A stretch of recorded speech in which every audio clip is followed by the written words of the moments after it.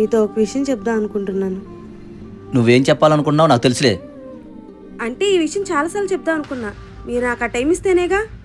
చూడు మమత, నేను పట్టించుకుంటే టైం ఇవ్వట్లేదంటే నువ్వు పిల్లలు ఇబ్బంది పడకుండా ఉండాలనే కదా నేను కష్టపడుతున్నాను. మీరు సంపాదన గురించి మాట్లాడుతున్నారు, కానీ నేను పిల్లలు మీతో టైం స్పెండ్ చేయాలని చూస్తున్నాను. ఎంతకి నీకు ఆ డబ్బులు ఎక్కడి నుంచి వచ్చినాయి?